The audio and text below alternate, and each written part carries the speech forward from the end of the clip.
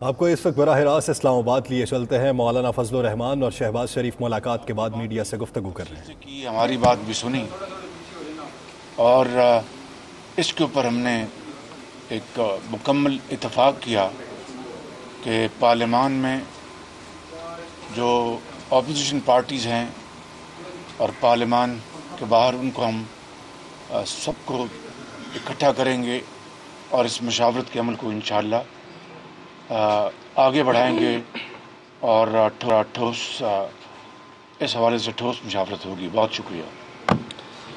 بسم اللہ الرحمن الرحیم، نحمدہ ونصلی علی رسولہ الکریم۔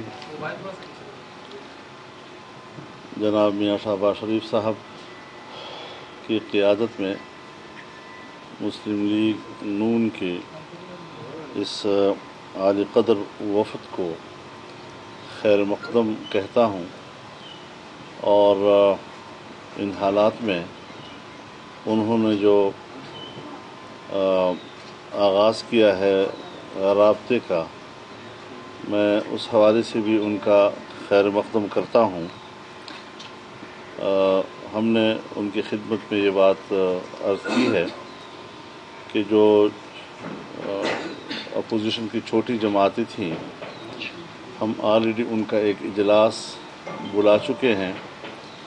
میر حاصل خان بزم جو مرحوم کی وفات کی وجہ سے اسے چند روز کے لیے مؤخر کیا گیا ہے، تو وہ اجلاس ہوگا، اور پھر سب کی مشاورت کے ساتھ ہم چاہیں گے کہ مسلم لیگ نون بھی اور پاکستان پیپلز پارٹی بھی دونوں کے ساتھ ہم رابطہ کریں، تاکہ باہمی مشاورت کے ساتھ ہم ایک مشترکہ لائحہ عمل اور مشترکہ حکمت عملی کی طرف آگے بڑھ سکیں۔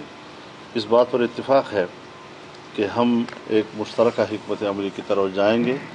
اپوزیشن کا تقسیم اور اس کے درمیان یکسوئی کا فقدان، یہ شاید ان حالات میں پاکستان کے لیے اور پاکستانی عوام کے لیے مفید نہیں ہوگا۔ افادیت اسی میں ہے کہ ہم آپس کی جو تحفظات ہیں، جو شکایتیں ہیں، اس کو ہم بڑے اعتماد کے ساتھ، باہمی احترام کے ساتھ اس کو ہم دور کریں، اور ایک مشترکہ اور مستحکم حکمت عملی ہم بنائیں۔ تو اس حوالے سے آج جس طرح میاں صاحب نے فرمایا کہ بڑے اچھے انداز کے ساتھ گفتگو ہوئی ہے، حکومت کے خلاف تحریک پر اتفاق رائے ہے، لیکن اس کے لیے یکسوئی چاہیے، ایک حکمت عملی چاہیے، مشترکہ اقدامات کا ایک طریقہ کار چاہیے۔ تو اس میں ہم سب کو شامل کرنا چاہیں گے۔ چھوٹی جماعتوں کا بھی اجلاس ہو، ان کے ساتھ بھی پھر ایک، اور تمام کا ایک آل پارٹیز کانفرنس تک ہم پہنچیں، اور آل پارٹیز کانفرنس میں ہم پھر آئندہ کا ایک واضح لائحہ عمل قوم کو دے سکیں۔ میزبانی کون کرے گا اور کیا آپ کریں گے؟ اور نون لیگ اور پیپلز پارٹی کیونکہ ان کے حوالے سے شدید ریزرویشن ہے چھوٹی تمام جماعتوں کو، تو ان کو بھی دعوت دیں گے؟ ہاں، کیوں نہیں؟ میزبانی آپ کریں گے؟ نہیں، ابھی معلوم نہیں۔ مولانا یہ بتائیں، لیڈر آف دا اپوزیشن میاں شہباز شریف صاحب۔ مولانا یہ بتائیں، اپوزیشن کی تقسیم، اس کے پیچھے بہت گہرے مضمرات ہیں، آپ دونوں رانا معقول جانتے ہیں۔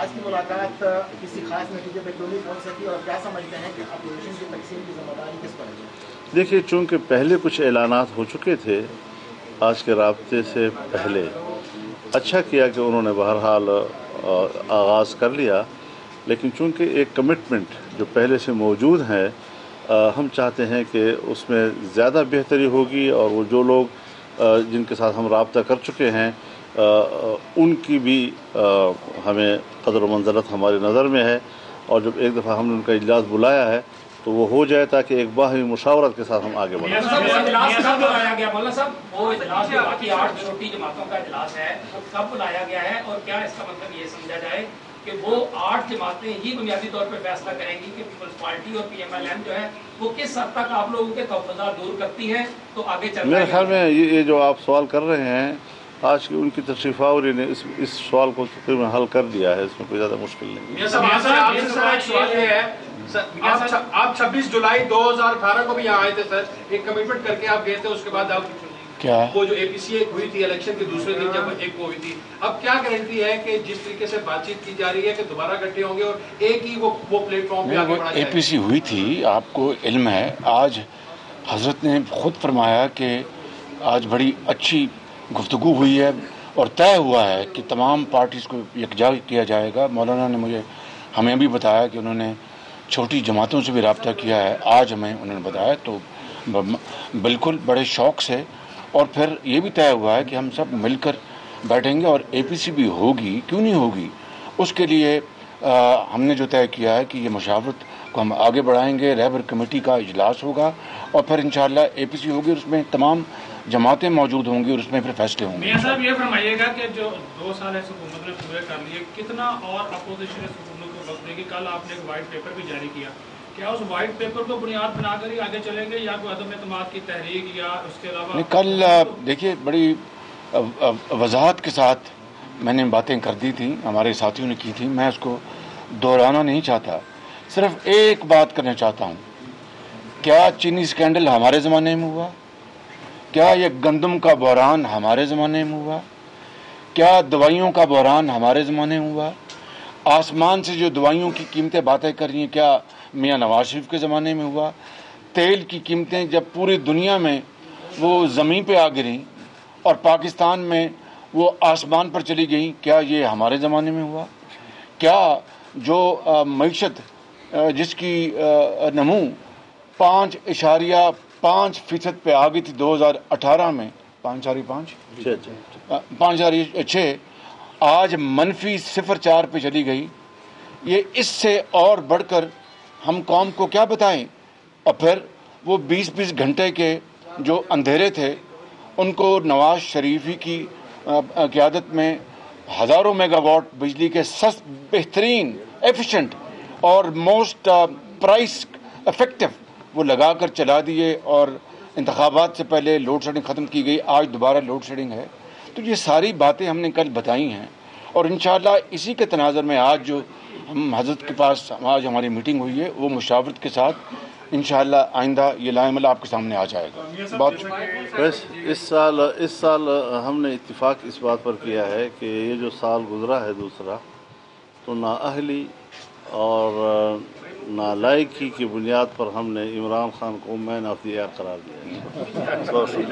مولانا یہ کہہ رہے ہیں کہ ایک نجومی نے کہا کہ یہ سال اچھا ہے۔